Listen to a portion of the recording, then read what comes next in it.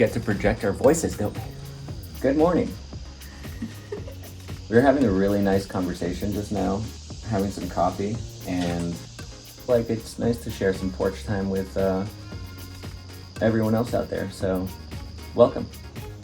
Anyway, so you were talking about source.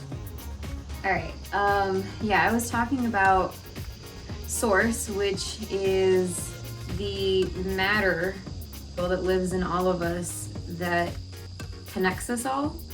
Power your connection to creation. And I was listening to a podcast by Abraham Hicks, and I like the way that she describes source. So according to Abraham Hicks, we are comprised of two beings.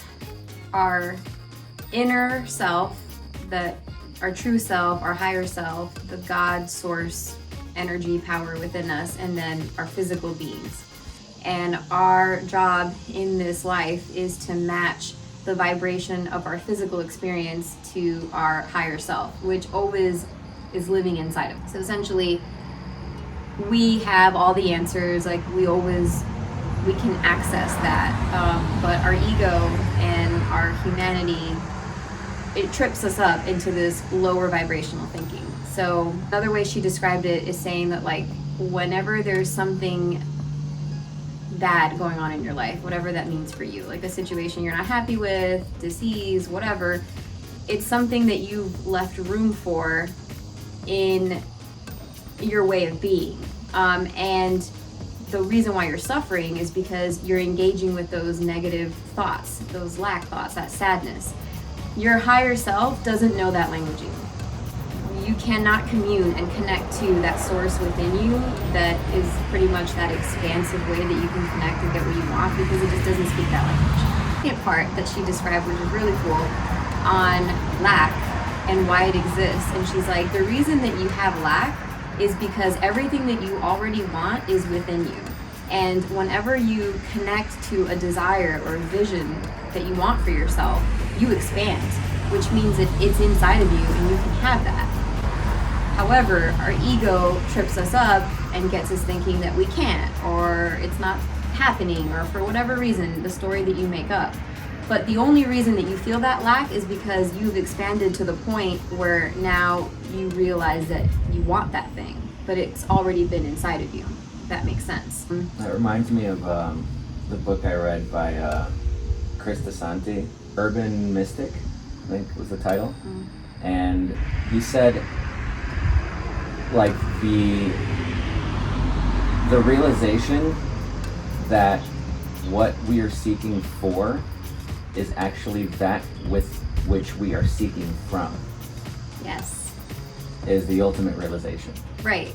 So it's what you're searching for is actually the searcher. So you are holding all of that which you're searching for, which is why it's so difficult to find. You're the thing you want. Because you're looking for it that way, whereas the whole time it's right here, and it's this trick our ego plays on us, where it teaches us that everything we would ever desire is outside of us, and the truth, at least according to Chris DeSanti, and in this case, Abraham Hicks. Abraham Hicks, and I believe it, is that it's all already there. And it's just sometimes it's, especially when you're in your shit, it's the hardest time to come to that realization. It almost feels good to be miserable and searching for things outside of ourselves sometimes. I also feel like being in that doubtful space is letting yourself off the hook. I think about some of the goals that I want, and they're so big that I'm I dare not even say them out loud, because I'm that sounds ridiculous that I would even want that, but I would even think that that's a possibility for myself, which is already the ego separating me, because it's Abraham Hicks would say, if you already dreamt it, or Chris would say it, then it is yours. It's now up to you to remain open and to show up like that person to fulfill that which you've already envisioned for yourself. Yeah. Sometimes the work to get there, the gap from where you are to that thing you want, is it just seems so fucking unrealistic. And being stuck in our shit, in my case, being stuck in my shit of doubt, and I put things off and I go into a place of inaction, it actually lets me off the hook from doing hard work. Like Yeah. it keeps me really comfortable. And I also know how to navigate the space. Like I know what I have. I know what it is. It's predictable.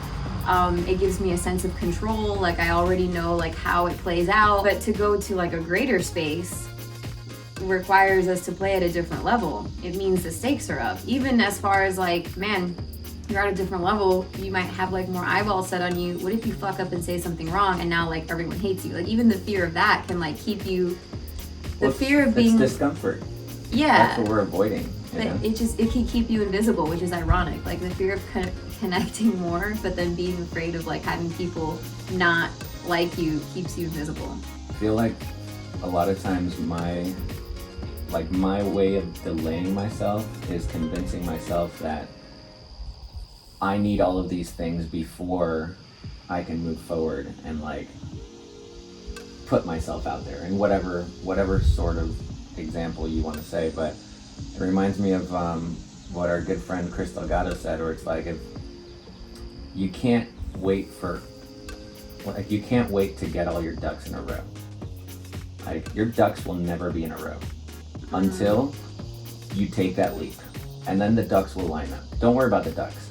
You worry about taking that leap. You get out there and someone connects with your message, then you figure your ducks out. Like, and it isn't gonna look perfect. And I feel like for me, and maybe a lot of people can also relate to this, like as an artist, the best piece of advice I ever heard was like, if you don't look back on your earlier work and you don't cringe, you're not doing it right. Even starting our YouTube channel, I cringe at some of our stuff. I felt like we needed all this, equipment. I felt like our camera isn't as good, and all that stuff. And it's like, it's so much important to just do it. Like, I don't know if this is great right now. Like, we have this slinky little thing. I hope people can even hear us. Like, I haven't even done my fucking hair. I don't have any makeup on. And yet, those are some of the videos that we posted. Like, just me being really open and vulnerable and not paying attention to the mechanism. What you will see if you Google with certainty, Step how 1, to 2, and begin a 3. YouTube channel. Here's all the shit you need to buy for starters. Like, forget, like, what are you connecting? What's your message? Like, what's the value that you're bringing? I feel like that rinky-tink video that I did on this channel, and I call it rinky-tink just because it's like I plopped a camera down, similar how we did today in the morning, not wearing any makeup, and just spoke from my heart. And like the value that I wanted to add in the world was to share our story and why it was important and what we have gotten out of moving to Bryson City, being in a small town, what the message that we find in nature, how that teaches us and informs us of like, yeah, nature doesn't need anything, it just is. And like, neither do you. You really don't. Like, you already have everything that you need, everything that you are, and paying attention to all the crap that's out there that tells you otherwise is just good marketing. And to like circle back to source, coming from that side, how are we creating? Because there's good and there's bad information out there. I mean, you're Right. talking about the blog post that tells you that you need to spend $500 on all this equipment to start a YouTube channel. And I'm sure there's the blog post that asks you the right questions of who's your audience, who do you need to connect to, what's your message, Yeah, there are. all of that. And so the idea that we're source is like, it's all out there, and what are we going to create for ourselves? Are we going to create delay, which I do often, What are you tuning into? by showing myself the articles, because I bet you I'm researching what equipment do I need when True. I get What questions are you asking? right. Coming from source, Ask we're the right creating- question. We're creating that delay, like it's whatever we want to Yeah. create. And if we want to create the leap, then we're immediately asking like, how do I upload my video onto YouTube? Forget what it looks like. I need to connect with people, because Right. and maybe that's the question. Or how to get a bunch of followers on YouTube versus how to relay value Yeah. to people. To Like people in it's general, like not even on YouTube. kind of the same result, but a different intention and a different question. And like, obviously, if you look up the mechanism of like, I want followers, you're gonna get a bunch of stupid advice and some good ones. I mean, that's not all out there. It's great that people have the right equipment, and I feel like as we grow we may invest in that, but you don't need it is the point. It's how we use it and where we're Not coming important. from, because I feel like any of those articles or any of the information that we seek is just neutral. It's information, it's there. Yeah. And then will I use the list of 10 things I need to buy before creating my first YouTube video to create a delay in my life? or to be like, that's something to shoot for, and for right now, I'm gonna create a video with what I've got. At the end, I'm at choice the whole time. Yeah. And I created it all. Yeah. I'm sorry. Cheers. Oh. Just some light conversation. Yeah, just some light morning just conversation. Keeping it surface over here at the green home. Oh, Bo. What do you think about Source? She's Source all the time. She is Source. So Bo's best way of manifesting. Come here, Bo. Come here. Show how adorable. Hi, baby. She stares at things very intently. Like, for example, when we're driving and she's in the back seat, she will intently stare at Chris's lap. Yeah. In the passenger seat, and she just won't look away. And we all know what it means. And at some point, Chris like, gives in. And she's like, "Okay, come on up, Bo." And then Bo goes and sits on her lap. And she does that with boom, manifesting one. Going outside. She'll just stare at the door. She's like, eventually, if I stare at this door long enough, someone's opening it. Mm-hmm. And she is resilient. There's no bone in her body that thinks that door may not open. It will open. She will invite me onto her lap. I will get that treat. It's amazing. So, Bo knows. Bo knows. Manifestor. We all. Bo's just really vibrating at the same level as her higher self. She is right there. We're tired. There's no difference. We all get to take a note from Bo.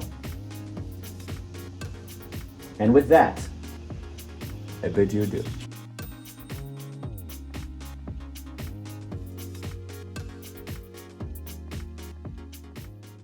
So we're about to get on to the Blue Ridge Parkway, which is a scenic parkway that goes through the Smokies, and we're gonna be in it in the Nantahala National Forest, just to orient ourselves.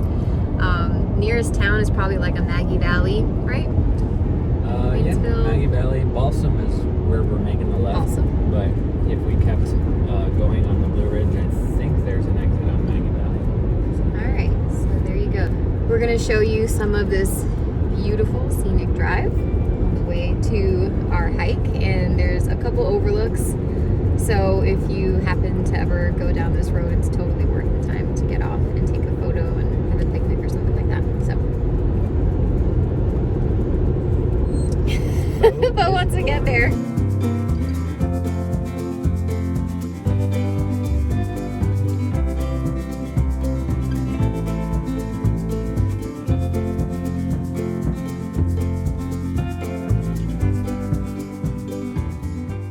quick update. So we got here and it's raining. It still looks really beautiful, but we're just also not sure where the trail is.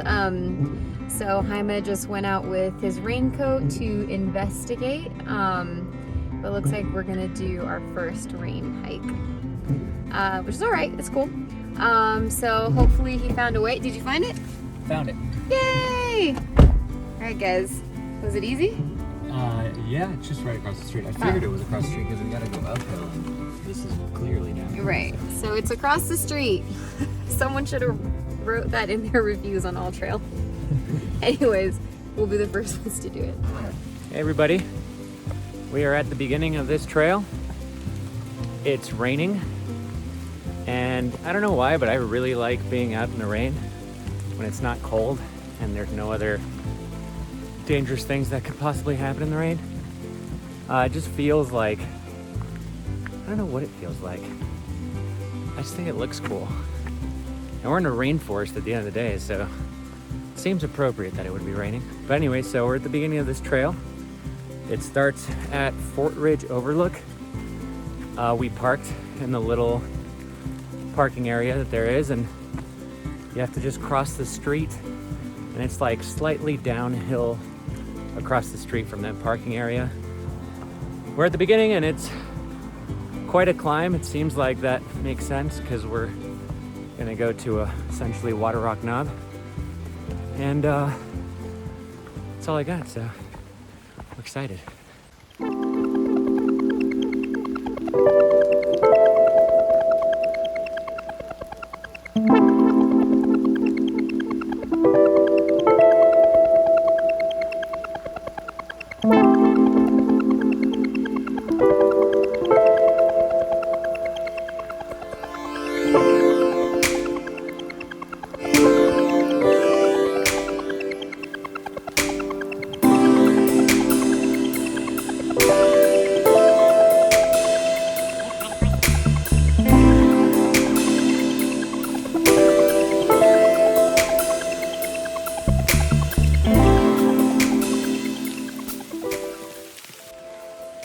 Alright, so this trail is also known for wildflowers. And I see all the little flowers. I mean, now it's raining, but you can see like the little rose petals. And a couple people described it like a fairy tale, which is kind of funny, like a Ferngully type thing. But it's really, really beautiful. So we're going to try to show you some of that, which is what it's over.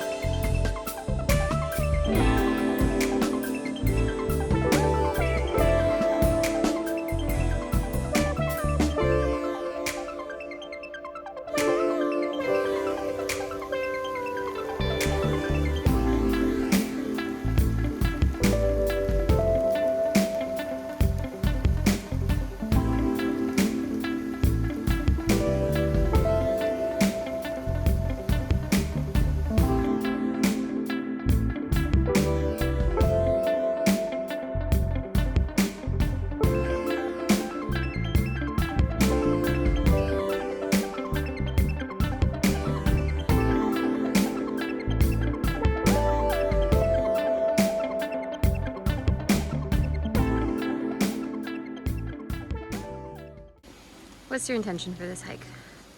My intention for this hike is to trust.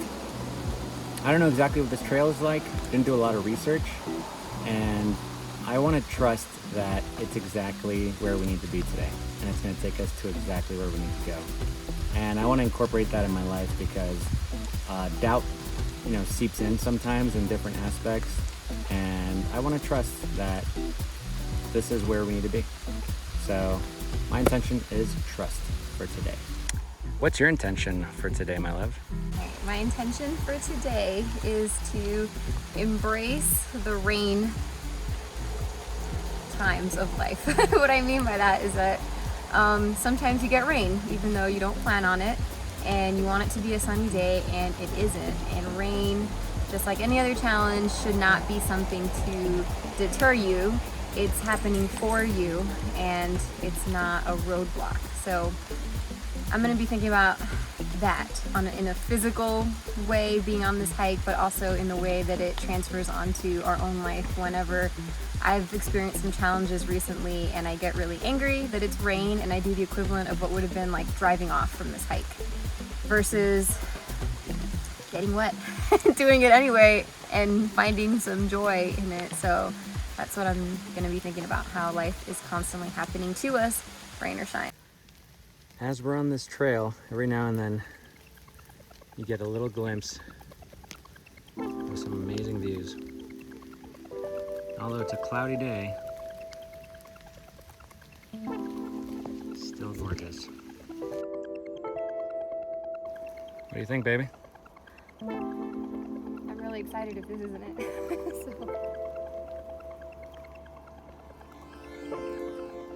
It's nice even wet.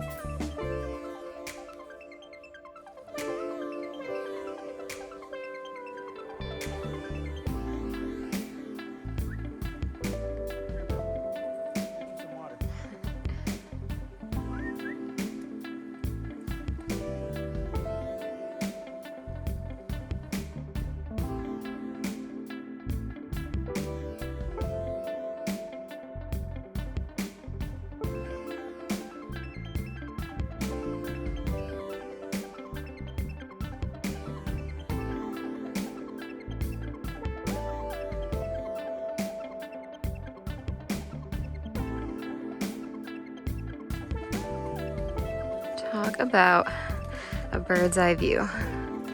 Check that out. It's one of the overlooks.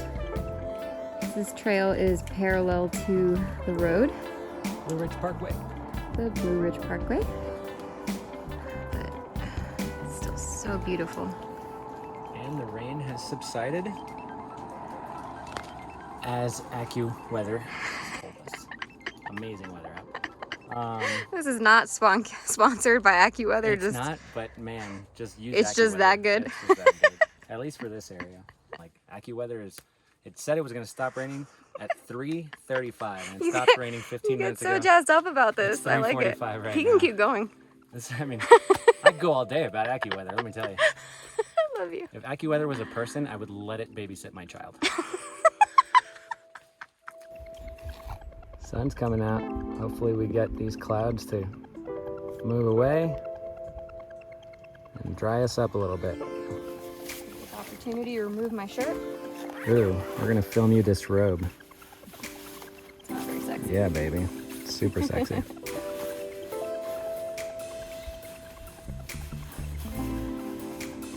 Man, this is beautiful.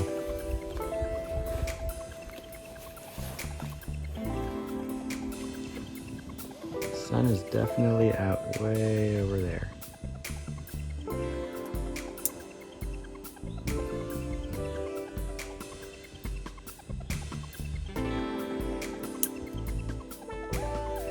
So we just made it to Water Rock Knob, and now we're gonna go down to the parking lot, which is a beautiful area, and have a snack there.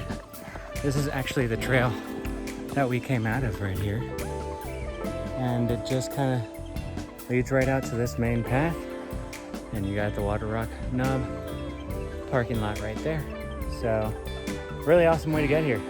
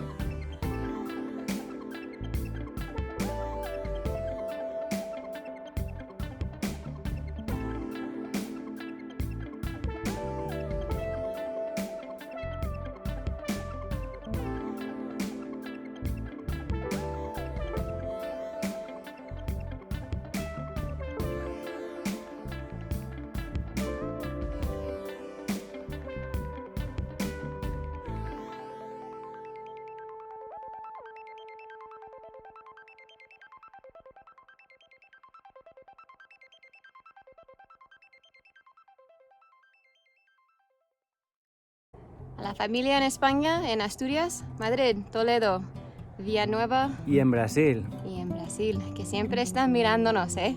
Hola, te echamos muchísimo de menos y un beso de las montañas, ¿eh?